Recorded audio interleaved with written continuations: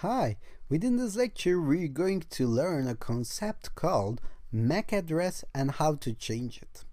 Before we go on, of course we have to learn what is a MAC address and why do we need to change it. And it's written like this MAC, so this is media access control, okay? So this allows us to communicate within network. So every interface has its own MAC address. If you run ifconfig, you will see this result in here. So we see our local IP and we have this value in here starting with ether. So this is assigned us by our Wi-Fi card manufacturer. So this is actually a hardware property.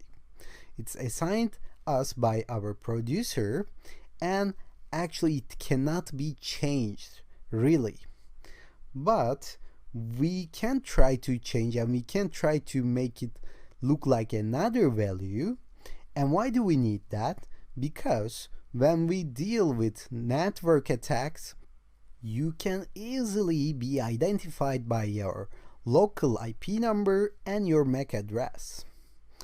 So of course they cannot see your actual name or something from local IP or your MAC address, but since local IPs change in every router and every setup, it is some variable, okay? It is changeable, but MAC address stays the same every time. So it can be some way to track down hackers. So ethical hackers and non-ethical hackers as well might want to change their MAC address when they deal with network attacks. So this is like changing your public IP when you deal with network penetration in the web, and when you deal with network attacks within inside network, you have to change your MAC address. And since this is a hardware property, there is no actual way to change the physical MAC address, but we can spoof, we can make our MAC address look like another by using some tools. And there is a tool called MAC Changer.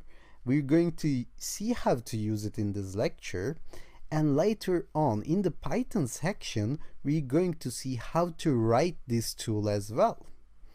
So first I'm going to run this command ifconfig wlan o down. This will bring my wlan o down, okay? So this will turn off so I can run MAC Changer. So if you do MAC Changer -- help, it will display the current documentation for you. As you can see, it gives you some specifications in order to use this MAC Changer tool. It gives you the details, it gives you the values that you can use with this tool. So we can use all of them and we can use any of them alone by itself. So if I say MAC Changer -- random, for example, and of course I have to specify my interface as well as wlan o, and I have to say MAC Changer -- random wlan o, it will assign a random generated MAC address for me. As you can see, I have a new MAC right now. And sometimes it doesn't work, sometimes the USB Wi-Fi card itself doesn't support this feature, and it isn't a big deal, but most of the times this MAC Changer will work, and you have to bring your connection up after you do that. So you have to run ifconfig wlan o up.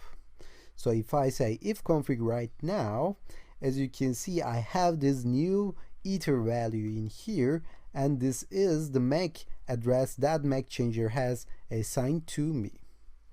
So sometimes after you do that, you have to run service network manager restart in order to gain connection, or sometimes you have to close down the Kali Linux and open it from the beginning.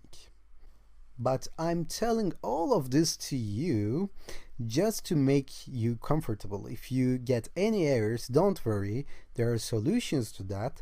Just Google it first And if you cannot find it, you can always ask in the Q&A section, then I will find an alternative solution for you and we will work it out together. So let's stop here. And within the next lecture, we're going to discuss some new features of our USB Wi-Fi cards.